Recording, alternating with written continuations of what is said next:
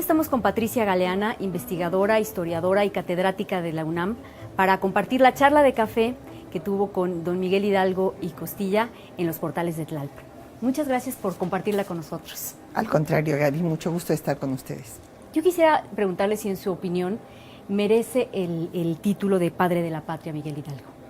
Yo creo que sí, porque fue el personaje que tuvo el valor de iniciar un proceso que llevó a que existiera México. Entonces es un acto de valentía que le da derecho a tener ese reconocimiento. Era un hombre muy preparado y como tal, pues seguramente tenía un proyecto muy completo. ¿Qué era lo que comprendía ese proyecto? Hidalgo pensaba que era necesario lograr la independencia total. Se utilizó la máscara de Fernando VII, como se utilizó inclusive hasta Argentina, pero cuando tiene la oportunidad inmediatamente establece un gobierno en Guadalajara, un gobierno que va inclusive a designar embajador en Estados Unidos para hacer un tratado de alianza con este país, y va a dar medidas fundamentales en materia política. Él quería hacer un congreso para que se dieran leyes adecuadas a cada villa y lugar. Esto no lo pudo hacer, pero lo hará su discípulo José María Morelos. En materia económica quería suprimir los estancos, todos los monopolios que había creado la corona, y en materia social pues da un paso fundamental, que es la abolición de la esclavitud. Y en cuestión cultural también hay que recordar que él abogaba por la difusión de las ideas liberales, y porque hubiera esta unión entre todos los que habían nacido en América, porque consideraba que la nación estaba preconstituida. ¿Por qué entonces con todo esto tan bien estructurado, por qué no entró a la Ciudad de México si estaba ya pues prácticamente a las puertas, y darle así ya el triunfo a la insurgencia? Se ha especulado mucho al respecto. Él dijo, y así lo escribió, que no había entrado porque no tenían suficientes municiones, porque consideraba que iban a ser derrotados, pues si no tenían los elementos para triunfar. Además, los ejércitos realistas venían acercándose a la Ciudad de México en auxilio de las autoridades virreinales, y porque también se temió seguramente que hubiera una matanza como la que se había dado en Guanajuato. Son todas estas ideas las que se han pues manejado por las diferentes interpretaciones, pero él simplemente habló de no haber municiones y que se había habido muchas bajas y que no creyó en el triunfo. Se ha especulado sobre que Allende, en cambio, quería tomarla por sorpresa, y que yo sinceramente creo que no habría podido ser. No tenían en efecto los elementos como para resistir el embate de los ejércitos de Calleja y de Flón, que ya venían a la ciudad. ¿Hubo incluso diferencias entre Miguel Hidalgo y Allende? Muy grandes, muy grandes. Originalmente Allende fue quien lo invitó a sumarse a estas conspiraciones para buscar separarse de España. Y después él fue el que tomó el liderazgo. Tomó el liderazgo porque pues era un hombre mucho más culto que Allende, era un hombre de mayor liderazgo, carismático.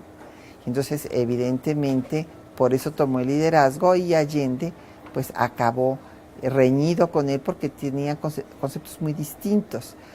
Allende, por ejemplo, en un momento dado reprimía a los grupos indígenas, a los mestizos, tenía un sentimiento poco favorable para estos grupos populares.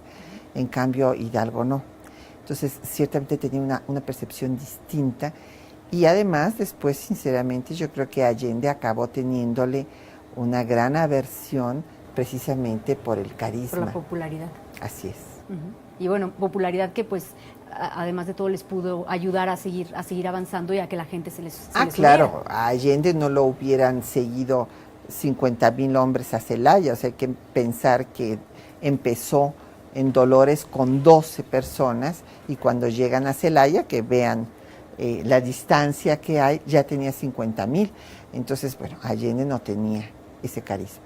¿Cuál era algunos otros rasgos de la personalidad de Hidalgo? Es un personaje muy interesante, yo creo que tenía un gran sentido del humor, declaraciones como que Santa Teresa padecía de alucinaciones por exceso de ayuno, pues nos hablan de ese sentido del humor.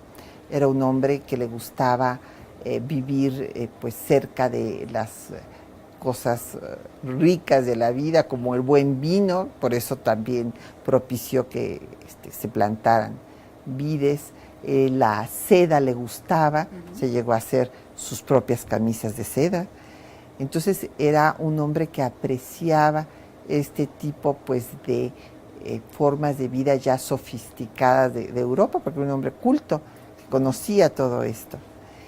Y por otra parte era un hombre con conciencia social, que en lugar de dedicarse a la cuestión espiritual, digamos, en el curato de Dolores, lo que hacía él era enseñarles oficios, la fábrica de loza, a curtir pieles, en fin, todo esto pues que mejorara su condición. ¿Qué tanto hay opiniones divididas sobre si se casó, si tuvo hijos? ¿Qué le dice Miguel Hidalgo en esta entrevista a usted? No, bueno, sí reconoce que tuvo hijos, desde luego, sí. Y bueno, y reconoce que además era lo común, no era él solamente la excepción.